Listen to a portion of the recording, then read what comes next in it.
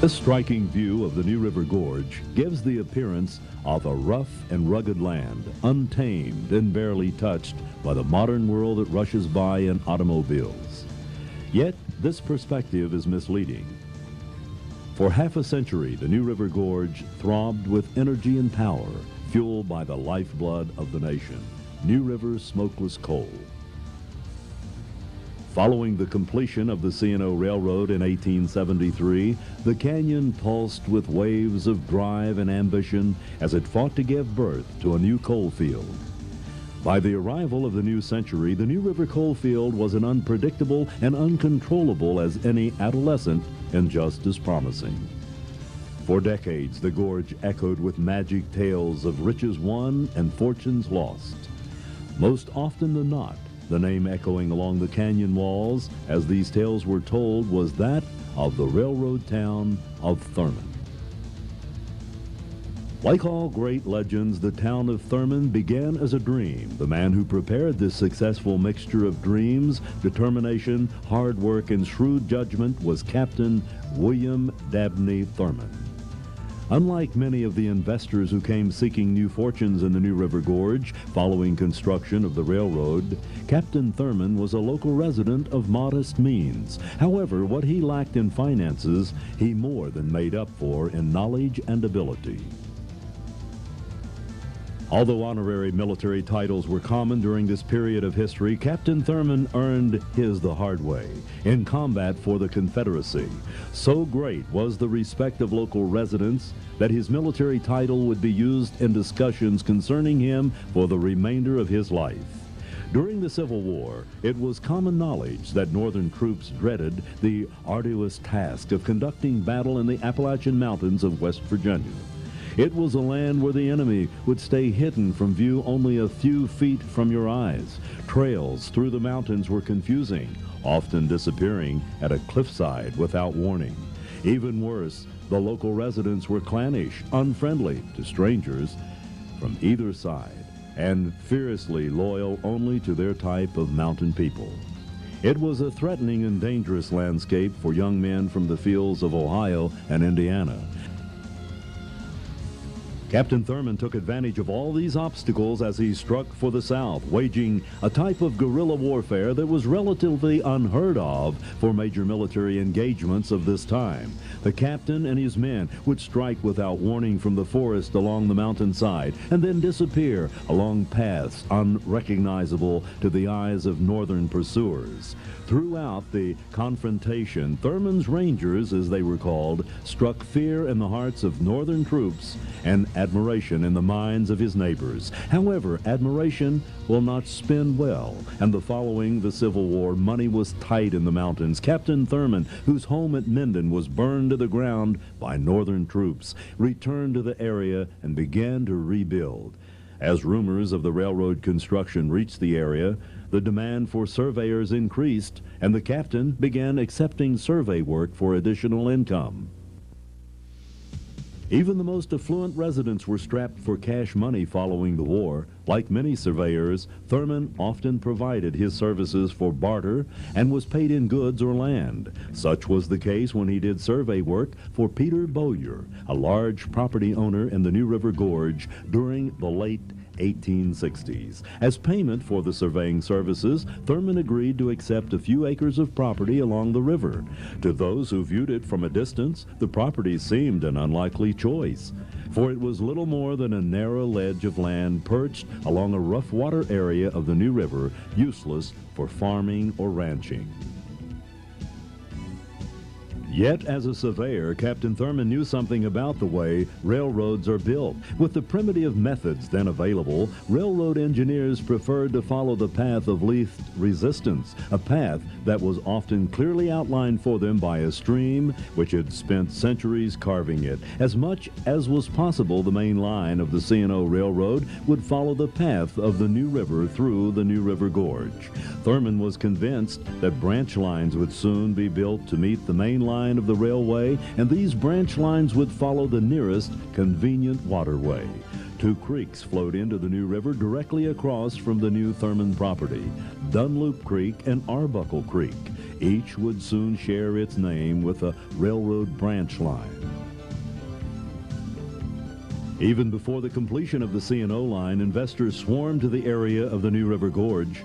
By the time the line was completed in 1873, mines stood open and ready to begin shipping the day the first train ran the line. The New River coal field began to jockey for position as one of the most powerful in the nation. Although this prosperity was sweeping the gorge, the first wave did little to change the fortune of Captain Thurmond. His property was only a minor stop along the New River line, no more important or profitable than any other. For the first 2 decades, the captain and his family earned their living primarily by offering ferry service to travelers who wanted to get from the train station at Thurmond to other towns along the state turnpike. Ironically, Captain Thurmond would not realize his true fortune until another player came into the game, a man whom Captain Thurmond had nothing in common but location and ambition. That man was Thomas Gaylord McKell. Captain Thurmond, the former Confederate officer, was a man of strong religious convictions. His dream was to someday build a community on his property that would stand for respectability as well as prosperity. The prosperity would one day exceed his wildest expectations, but respectability for this town would elude him forever, largely due to the efforts of his neighbor across the New River, Thomas McKell. Thomas McKell was truly the opposite of the deeply religious conservative Captain Thurmond. Thurmond was a self-made local resident, while McKell was the descendant of a wealthy and powerful family in Ohio. While Thurmond was making his way as a soldier and surveyor, McKell was graduating from Yale University. While Thurmond had received his small lot of property in return for services, McKell was given 12,500 acres as a wedding gift from a wealthy father-in-law. McKell was a walking symbol of the type of men local residents saw swarming to the area now that riches were to be made. Thomas McKell and William Thurmond did not share the same view on many things, but the one view they had in common would throw them into the battle time and time again. They shared the same view of the mighty New River Gorge. McKell's 12,500 acres of coal and timber-rich land set directly across the New River from Captain's Ledge of Dreams. Of all the differences between them, the one that would cause the most conflict was their different outlooks on life.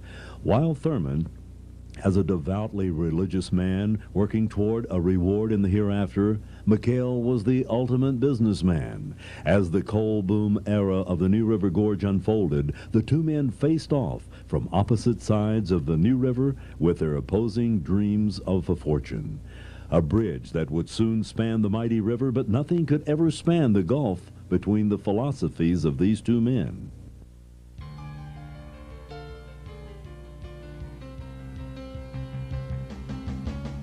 Even among the ambitious and determined coal operators and railroad men of the New River Gorge, few could match Thomas McKell in riches or personality. He was a man who refused to let anything stand between him and his ambitions.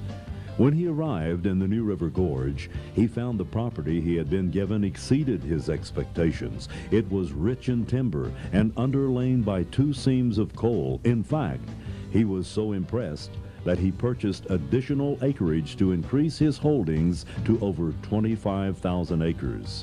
There was only one thing wrong with the property he planned to develop. It was on the wrong side of the river. While the track of the main line of the C&O had been carved through the gorge on the north side of the New River, McKell's property was located on the south side. Now, this had been a problem for landowners on the south side of the river since construction of the railway. Without a link to the main line, there was no way to transform the rich coal and timberland on that side of the river to the fortunes they dreamed of. What had been an unsurmountable problem to those with lesser resources proved to be only a minor inconvenience to McKell. With financial backing from his wealthy family in Ohio, McHale arranged the construction of the first Thurmond Bridge, linking the south side of the river to the mighty C&O line. He then entered into agreement with the C&O to open a mining operation 7 miles up Dunloop Creek at the first level land area beyond the river. This area he incorporated and named Glen Jean in honor of his wife, Jean Dunn McHale. This first colliery was opened on a lease to coal operator, Justice Collins, and the Collins Colliery soon became the biggest operating mine in the New River field. With the Thurmond Bridge as a link to the main line, the Dunloop Creek branch soon became a busy railway, turning coal and timber into cash. Like a tidal wave, development along the river near the Thurmond property spread. Almost overnight, the dreams of Captain Thurmond and Thomas McHale became reality. With the construction of the Dunloop branch line and the Arbuckle branch line to the Minden mine shortly afterward, Captain Thurmond Land became a rich and much more important stop along the C&O line. Unlike most communities along the New River, Thurmond was not a coal camp, but a railroad town. All the coal pouring out of the gorge bound for the energy-hungry cities in the north ran directly through the new station on Thurmond Land. Thousands of tons a day in an endless line of railroad cars rushed through the town and onward toward the cities. However, it was not a one-way proposition. Over 24 towns soon sprang up along the New River as men were brought into the mines and the area to mine the coal. These towns and their residents needed supplies, and the only way in or out was by railroad. From the cities to the coal camps came railroad cars filled with fresh fruit, furniture, clothing, mining equipment, and everything else necessary for life in the coal camps.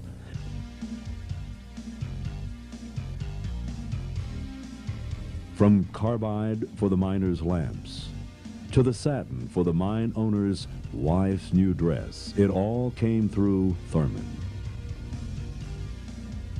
Freight was not the only thing passing through Thurmond. Over 75,000 passengers passed through the Thurmond station annually. After stepping from the train, they did not have far to travel to Main Street, for the main line of the C&O Railroad was and remains Thurmond's Main Street. The New River Gorge echoed with the sounds of a new prosperity, the sounds of railroad cars blasting from the mines, immigrants speaking foreign languages, searching for relatives living in towns they knew only by name, and over again, the name of the town that had become its heart, Thurmond. However, a new conflict was coming to the forefront between Captain Thurmond and Thomas McHale as the wealthy banker announced his latest endeavor. McHale was above all an astute businessman, but he was not a coal or railroad man. His family had earned their fortunes in real estate and banking. Coming as he did from a rich and powerful family, he knew that many of the travelers through Thurmond would find little to entertain them in the rough and rugged coal fields of the New River Gorge. His first effort was to capture some of this money traveling through the coal fields was the Glen Jean Opera House, which he constructed in the town named after his wife shortly before the turn of the century. Wealthy travelers made the trip up the Dunloop branch to find some of the culture they felt they had left behind in the cities. Although it was a successful endeavor, the Opera House was only the first step in McHale's plan to capture a lion's share of the wealth of the new coal elite. In 1900, he began construction of what would be the most famous and infamous of his business endeavors in the coal field, the Dunglen Hotel, directly across the river from the Thurmond lands. McHale was convinced that the newly rich coal operators and wealthy travelers would welcome the luxury of all the comforts of a stay in one of the bigger cities, both in accommodations and entertainment. For this new enterprise, McHale constructed a 3 1/2-story wooden building surrounded by a double-decker porch on 3 sides. The Dunglen would offer 100 rooms at an average rate of $2.50 per night, more than the coal miner's daily wage. The Dunglen offered visitors more than simply convenience and luxury. At this new hotel, McHale was prepared to offer the full range of liquor and every gambling activity that could be found in the bigger cities. Captain Thurmond reacted with fierce opposition to the plans for the Dunglen gambling casino so near his own property. It went directly against his own strict moral standards against liquor and gambling, and would also offer strong competition to his own newly constructed Hotel Thurmond. He immediately made a move to curtail what he considered to be the immoral practices he was convinced would thrive at the Dunglen. During that era, it was legal for an incorporated town to pass ordinances and to enforce these ordinances in nearby unincorporated areas. As construction of the Dunglen neared completion, Captain Thurmond officially incorporated the town of Thurmond. At the first town meeting, the captain's son was elected mayor, and an ordinance was passed outlawing the sale of liquor. It was announced that the new town of Thurmond would extend that ordinance against liquor to include the unincorporated area across the river where the new Dunglen Hotel was located. Thurmond was confident that without liquor to fuel the appetites of sinners, the Dunglen would not long prosper. Thomas McHale had been in business much longer than Captain Thurmond, and he would not see this new project suffer from a legal technicality. 7 miles up Dunloop Creek, from the river stood the center of McHale's empire, the already incorporated town of Glen Jean. Thomas McHale called the shots in Glen Jean just as surely as the captain did in Thurmond. He responded to the captain's move by extending the incorporated limits of Glen Jean for 7 miles down Dunloop Creek to the banks of the New River, which included the site of the Dunglen Hotel.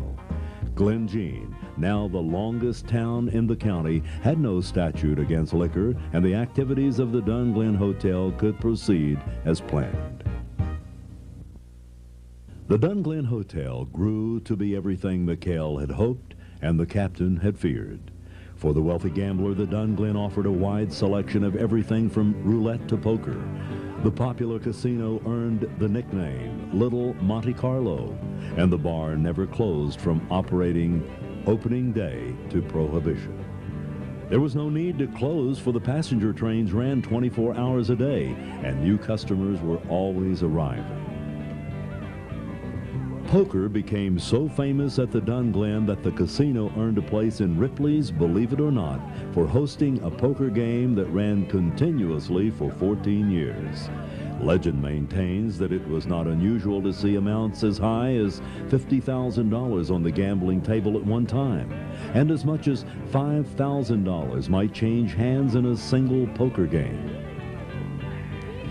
However, the Dunglen was much more than simply a bar and gambling casino. Visitors, respectable or otherwise, could fulfill all their needs at the Dunglen without even muddying their feet on the unpaved streets below it. The lower level of the hotel housed a grocery, dry goods store, drugstore, shoe shop, furniture store, bank, and even a mortuary. One could win a fortune, lose a fortune, and even be prepared for burial without ever leaving the luxurious walls of the Dunglen. And many did. The Dunglen became a social center for the more affluent New River Gorge residents and their guests. The hotel hosted society dances for the local coal barons, who danced to the famous bands shipped in by railroad and dined on delicacies such as fresh fish from Chesapeake Bay, caught 24 hours before and served on the finest crystal and china. Quickly, the sound of champagne glasses raised in toast to fortunes became a part of the echoes of the New River Gorge. The hotel hosted political rallies for the Republican Party, which was then the party of power. It was the place where the big deals of the coal fields were made, for it was the social center for the men with the money and power to make them. It was at the Dunglen that coal operator Paddy Rend sold his Minden mines to Edward Berwin for a then unbelievable $1 million. Rend was so delighted with the deal that he showed the check around the bar, bought drinks for everyone, and then stepped onto an outbound train and left the coal fields forever. However, the Dunglen was not the only establishment to take advantage of the free-flowing liquor laws on the south side of the river. Miners were not likely to be invited to join the celebrations at the Dunglen, and other less elaborate establishments soon sprang up to serve this less refined clientele. In bars with names like Stockley and Bear Wallow, the miners gathered to hold their own celebrations. It was a time when whiskey sold for a nickel a shot or $1 a quart, and the party never stopped. Gamblers, thieves, and prostitutes from the city were attracted to the area like parasites to an open wound. The Friday evening passenger trains were packed with these characters who came to compete for their part of the miner's paycheck and then leave again on the Sunday special. Once again, a new series of sound joined the echoes of the New River Gorge, the sounds of loud music and gunfire. Eventually, the entire area became to be known as Ballyhack or simply as South Side, but to travelers by railway, it was simply Thurmond. Even though none of the activities that became infamous legends actually occurred inside the incorporated area of the railroad town. Even if Captain approved or disapproved of the activities in the South Side, he must have been pleased by the growth experienced by his town. By 1910, the town of Thurmond was the biggest railroad center on the thriving C&O Railroad. That year alone, Thurmond produced $4.8 million of freight revenue for the Chesapeake and Ohio line. The town earned another entry in Ripley's Believe It or Not for a store that did a business of over $6,000 a month without the use of any cash. The currency was scrip, and the purchases were deducted from the wages of miners and railroad men. The town was also the location of the Masonic Royal Arch Chapter number 24, which boasted a membership of over 1,000 men. Although the population of the town itself was never over 600 men, men from the towns along the New River traveled in by train to attend the Masonic meetings. So great was the demand that the railroad ran special trains just to provide transportation on meeting nights. It was an era that seemed destined to last forever, but the glory days of Thurmond and the New River Gorge were numbered. By the late 1930s, mines in the gorge were closed as mining operations moved to more productive areas. Life was no longer tied directly to the railroad as automobiles and roadways became common. Thurmond weathered the decline of the New River field better than most other communities in the gorge, which soon moved out to follow work in other mines. For Thurmond was a railroad town, and steam trains still needed to stop for water and fuel.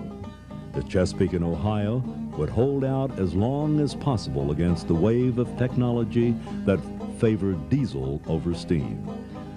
But by the late 1950s, the battle was lost, and diesel became the fuel of choice. Diesel engines can run longer and farther without stops. Gradually, the stops along the New River Gorge were closed and the stations deserted. Eventually, even the mighty railroad town of Thurmond was crossed off the required list of C&O stops. For years, the Thurmond station sat deserted, and the town buildings one by one fell victim to fire or neglect. Today, the station has been restored by the National Park Service as a visitor center, and the remaining buildings are visited by thousands each year. All that remains of the glory days of Thurmond are the few remaining buildings and the legends which will live on forever. But at times, if one stands quietly on the Thurmond Bridge at dusk, it is said that you can still hear the echoes of an era slowly fading into history.